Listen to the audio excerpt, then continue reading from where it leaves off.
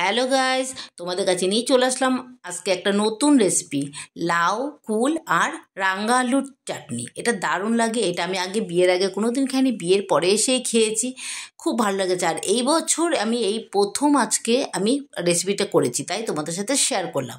তার জন্য নিয়ে নিলাম একটা কচি লাউ। এই লাউটাকে ভালো মতন ধুয়ে কেটে নিয়েছি ঝিরিঝিরি করে। তারপরে আমি এটাকে প্রেশারে দিয়ে দিয়েছি, একটু নুন আর একটু জল দিয়ে ভালো মতন এটাকে সিটি দেবো। এটাকে এমন সিটি দেবো মানে ভালো মতন এটা যেন গলে যায়। আর একটু ভালো না করে ডালের কাঁটা দিয়ে ভালো মতন এটাকে ঘুটে দিতে হবে। আমি ডালের কাঁটা দিয়ে ঘুটে দিয়েছি। তারপর নিয়ে নিলাম কিছু শুকনো কুল। এই কুলটা আমার ঘরে গত বছরে ছিল শুকনো, তাই গরম জলে ভিজিয়ে রেখেছি। তারপরে আমি কড়াইতে সাদা তেল দিয়ে একটু সর্ষেটা ফোড়ন দিয়ে দিলাম।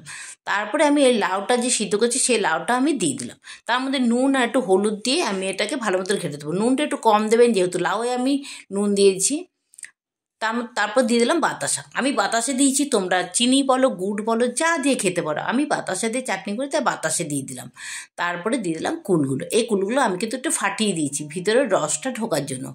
বন্ধুরা দেখো কত সুন্দর লাগছে দেখতে, খেতেও কিন্তু অসাধারণ লেগেছে। বন্ধুরা তোমরা এরকম আবার খেয়ে দেখতে পারো, দারুণ লাগে। যারা খাওনি তাদেরকে বলছি, আর যারা খেয়েছে তারা তো জানোই কীরকম খেতে, দারুণ টেস্ট। তারপরে আমি রাঙালুটা আলাদা সিদ্ধ করে রেখেছি, সেই রাঙালুটা দিয়ে দিলাম। দিয়ে এবার আমি এটাকে ভালো মতন ফোটাবো, ফুটিয়ে যখন ঘন হয়ে আসবে তখন নামিয়ে দেবো। বন্ধুরা তোমাদের কাছে বলছি, তোমরা যদি নতুন হয়ে থাকো, ফেসবুক দিয়ে দেখলে একটা ফলো দিও, আর ইউটিউব দিয়ে দেখলে একটা সাবস্ক্রাইব করে দিও, আর একটা লাইক করো, কমেন্ট করো, আর ভালো লাগলে অবশ্যই একটা শেয়ার করো।